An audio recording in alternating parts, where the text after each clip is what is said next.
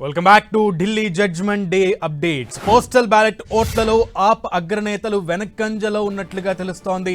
ఢిల్లీ స్థానంలో కేజ్రీవాల్ వెనకంజలో ఉన్నారు.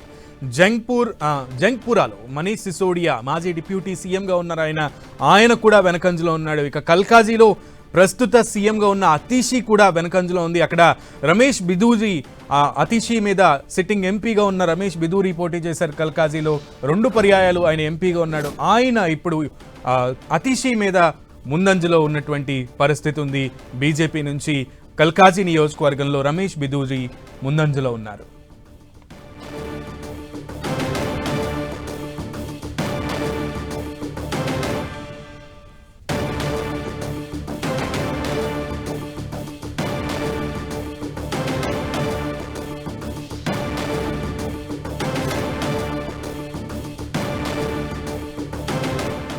Delhi postal ballot ఓట్ల లెక్కింపులో ఆప్ అగ్రనేతలందరూ కూడా వెనకంజలో ఉన్నారు.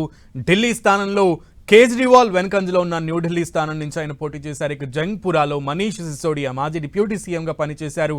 ఆయన కూడా వెనకంజలో ఉన్నారు. కల్కాజీలో ప్రస్తుత సీఎంగా ఉన్న అతీషి కూడా వెనకంజలో ఉన్నారు. కల్కాజీలో రమేష్ బిదూరి సిట్టింగ్ ఎంపీగా ఉన్న ఆయన కల్కాజీ నుంచి అసెంబ్లీకి పోటీ చేశారు. ఆయన ఈరోజు పోస్టల్ బ్యాలెట్ లెక్కింపుల్లో ముందంజలో వెళ్తున్నారు. బీజేపీ పార్టీ నిజంగానే ఆధిపత్యం ఇస్తుంది అని చెప్పొచ్చు. ముఖ్యంగా పోస్టల్ బ్యాలెట్లలో మనం చూస్తుంటే బీజేపీయే ముందంజలో ఉంది. దాదాపు 14లో లీడ్లో కొనసాగుతోంది. 14 స్థానాల్లో బీజేపీ, ఆప్ 9 స్థానాల్లో ఉంటే కాంగ్రెస్ 1 స్థానంతో సరిపెట్టుకున్నటువంటి పరిస్థితి కనబడుతోంది. ఈ ఎన్నికల్లో బీజేపీ చాలా ప్రతిష్టాత్మకంగా తీసుకుంది. దాదాపు 26-27 ఏళ్ల తర్వాత ఢిల్లీ అధిష్టానాన్ని కైవసం చేసుకోవాలి అన్న ఉద్దేశంతోనే ఈ ఎన్నికలకి చాలా సీరియస్గా తీసుకుని ప్రచారం నిర్వహించారు. అలాగే ముఖ్యంగా అన్ని స్థానాల్లో కూడా బీజేపీ చాలా గట్టి పోటీ ఇవ్వడానికే ముందంజలో ఉండి హామీల వర్షం కూడా కురిపించింది. ఇటు దానికి పోటీగా ఆప్ కూడా అంతే స్థాయిలో హామీల వర్షం కురిపించింది. మేనిఫెస్టో రూపంలో ప్రజలకి చేరువయ్యే విధంగా ముందుకు వెళ్లాలనే యోచనలో విస్తృతంగా ప్రచారం నిర్వహించింది. కానీ పోస్టల్ బ్యాలెట్లు ఎవరైతే ఉద్యోగస్తులు అయితే మాత్రం ఈసారి ఆప్కి ఒకంత వెనకంజ వేసేలాగా చేశారని చెప్పాలి. పోస్టల్ బ్యాలెట్ ఓట్లన్నీ కూడా బీజేపీకే మద్దతు తెలిపినట్లుగా కనబడుతోంది మనం రిజల్ట్స్ చూస్తుంటే. రైట్, పోస్టల్ ట్రెండ్స్ చూస్తున్నాం, బ్యాలెట్ ట్రెండ్స్ చూస్తుంటే బీజేపీయే ఒకంత ముందంజలో ఉన్నటువంటి పరిస్థితి కనబడుతోంది. దీనికి సంబంధించి మా ప్రతినిధి గోపిని అడిగి తెలుసుకుందాం అప్డేట్స్ని. గోపి, ముఖ్యంగా ఆప్ అగ్రనేతలందరూ కూడా, ఆప్లో ఉన్న ముఖ్య నేతలందరూ కూడా వెనకంజలో ఉండటం పోస్టల్ బ్యాలెట్లో దేనికి సంకేతం? ఎస్, ఆప్ కీలక నేతలు అరవింద్ కేజ్రీవాల్ సీఎంగా పనిచేశారు, మనీష్ సిసోడియా డిప్యూటీ సీఎంగా పనిచేశారు, అతీషి ప్రస్తుత ఢిల్లీ సీఎం. సో వీరంతా కూడా ప్రస్తుతం వారి వారి కాన్స్టిట్యున్సీస్ లో ఇటు న్యూఢిల్లీ, కాల్కాజీ, జంగ్పురా ఇవి కీలక కాన్స్టిట్యున్సీస్.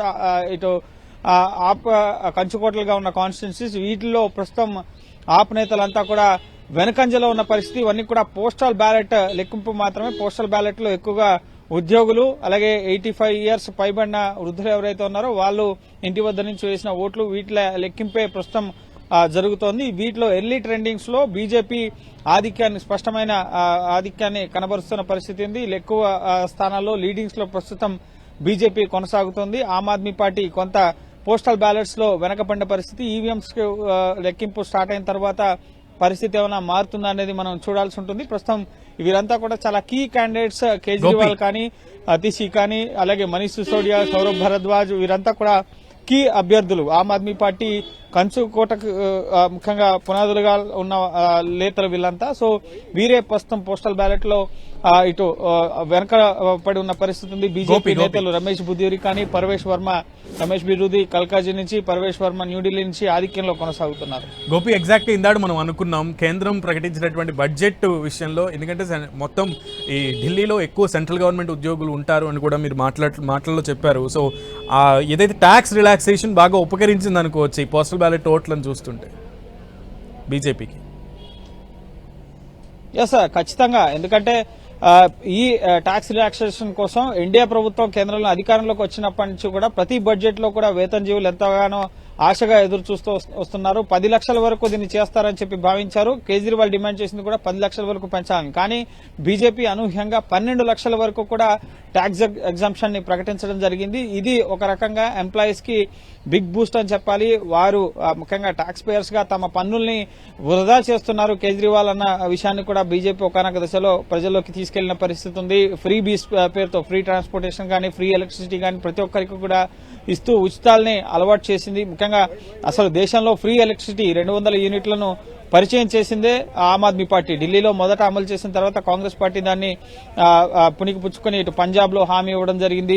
అలాగే దేశవ్యాప్తంగా ఎక్కడ అసెంబ్లీ ఎలక్షన్స్ జరిగినా కూడా 200 యూనిట్లు. ఇప్పుడు తెలంగాణలో కూడా ఫ్రీ ఎలక్ట్రిసిటీ అమలవుతుందంటే దానికి మొదట ఆజ్యం పోసింది ఇటు ఆమ్ ఆద్మీ పార్టీ. సో అటువంటి కీలక హామీలు ఇచ్చిన ఆమ్ ఆద్మీ పార్టీ అవినీతి ఆరోపణలు ఎదుర్కొంది. లిక్కర్ స్కామ్ కానీ జల్ బోర్డ్ స్కామ్ కానీ అలాగే విద్యా సంస్థలను డెవలప్మెంట్ చేయడానికి ఉపయోగించిన నిధుల్లో దుర్వినియోగం కానీ సో ఇవన్నీ కూడా ఈ అవినీతి అంశాలతో పాటుగా కేజ్రీవాల్ నివాసం ముఖ్యంగా పేద మధ్యతరగతి ప్రజలు ఆమ్ ఆద్మీ పార్టీ సామాన్యుడిని నేను గవర్నమెంట్ వెహికల్ వాడను గవర్నమెంట్ బంగ్లా వాడను అని చెప్పిన వ్యక్తి 10 ఏళ్లలో ఏ విధంగా పార్టీ పెట్టినప్పుడు ఎట్లా ఆమ్ ఆద్మీ పార్టీ ఉందో అది ఏ విధంగా ట్రాన్స్ఫార్మ్ అయింది, ఏ విధంగా అవినీతిపరుడుగా కేజ్రీవాల్ మారాడు అన్న విషయాన్ని ప్రజల్లోకి బీజేపీ తీసుకెళ్లే ప్రయత్నం చేసింది. అలాగే ఎంప్లాయీస్ కి విషయంలో ఈ ట్యాక్స్ ఎగ్జంప్షన్ అనేది ఖచ్చితంగా పనిచేసింది అని చెప్పడానికి పోస్టల్ బ్యాలెట్ ఓట్ల లెక్కింపే ఒక నిదర్శనం. సో నెక్స్ట్ ఈవీఎంస్ ఓట్ల లెక్కింపు మొదలైన తర్వాత ఇదే ట్రెండ్స్ కొనసాగితే కనుక బీజేపీ గ్రాండ్ విక్టరీ దిశగా ముందుకెళ్లే అవకాశం కనిపిస్తుంది. ఎగ్జిట్ పోల్ అంచనాలకు అనుగుణంగా ఫలితాలు వచ్చే అవకాశం కనిపిస్తోంది. సో అలాగే ఆమ్ ఆద్మీ పార్టీ చెప్తుంది కొంత సైలెంట్ ఓటింగ్ జరిగింది. ప్రజలు భయపడ్డారు బయటకు చెప్పడానికి. ఖచ్చితంగా ఆప్ ని మరోసారి ఆశీర్వదిస్తారు. వరుసగా 4వ సారి కేజ్రీవాల్ సీఎం అవుతారు. బీజేపీ అవినీతి పార్టీ, కాంగ్రెస్ అవినీతి పార్టీ. సో మేము ప్రజలకు మంచి చేసే పార్టీ, కట్టర్ ఇమాందార్ నిజాయితీ పరుడు కేజ్రీవాల్. కానీ బోగస్ కేసులు తప్పుడు కేసులతో అరెస్ట్ చేసి జైల్లో పెట్టారు అన్న అంశాన్ని ప్రజల్లోకి తీసుకెళ్లే ప్రయత్నం చేసింది. కానీ ప్రస్తుతం వస్తున్న ట్రెండ్స్ అయితే మాత్రం ఇటు ఆమ్ ఆద్మీ పార్టీకి అనుకూలంగా లేదు, బీజేపీకి అనుకూలంగా కాంగ్రెస్ పార్టీ కూడా ఎక్కడ లీడింగ్స్ లో కొనసాగుతున్న పరిస్థితి లేదు. సో ప్రధాన పోటీ ఈ రెండు పార్టీల మధ్య కనిపిస్తుంది ప్రస్తుతం వస్తున్న రిజల్ట్స్ బట్టి చూస్తుంటే. సో ఖచ్చితంగా బీజేపీకి కనుక ఇవే ట్రెండ్స్ తుది వరకు కొనసాగితే బీజేపీ విజయం అనేది నల్లేరు మీద నడకగానే మనం చూడాల్సి ఉంటుంది. సో ఖచ్చితంగా ఒక భారీ ఇంపాక్ట్ ఈ ట్యాక్స్ ఎగ్జంప్షన్స్ కానీ ఇచ్చిన హామీలు మేము ఆమ్ ఆద్మీ పార్టీ ఇచ్చిన ఫ్రీ బీస్ అన్ని కూడా కొనసాగిస్తామని చెప్పి కూడా ఈ ఫ్రీ ఎలక్ట్రిసిటీ కానీ 200 యూనిట్లు 300 యూనిట్లు చేయడం, అలాగే 2100 2500 మహిళలకి ఇస్తామని చెప్పడం, అలాగే ఆయుష్మాన్ భారత్ ని ఢిల్లీలో ఇటు ఆరోగ్య కల్పనకు సంబంధించి హాస్పిటల్లో ఉచిత వైద్యం అందజేస్తామని చెప్పడం. సో ఇవన్నీ కూడా కొంత ఇంపాక్టెడ్ అంశాలుగా ఉన్నాయి. సో ప్రస్తుతం పోస్టల్ బ్యాలెట్ ఓట్ల లెక్కింపు అనేది పూర్తి కావస్తోంది. 8:30 అవుతుంది. సో పోస్టల్ బ్యాలెట్ లెక్కింపు పూర్తయిన తర్వాత ఇప్పుడు ఈవీఎం ఓట్ల లెక్కింపు అనేది ప్రారంభం కాబోతోంది. సో ఈవీఎం ఓట్ల లెక్కింపులో 19 కౌంటింగ్ కేంద్రాలు 11 జిల్లాల్లో ఏర్పాటు చేశారు. సో ఈవీఎంస్ ఓపెన్ అయిన తర్వాత క్లియర్ పిక్చర్ అనేది మనకు తెలుస్తుంది మరికొద్ది గంటల్లో. సో ప్రస్తుతం బీజేపీ లీడింగ్ లో కొనసాగుతున్న పరిస్థితి.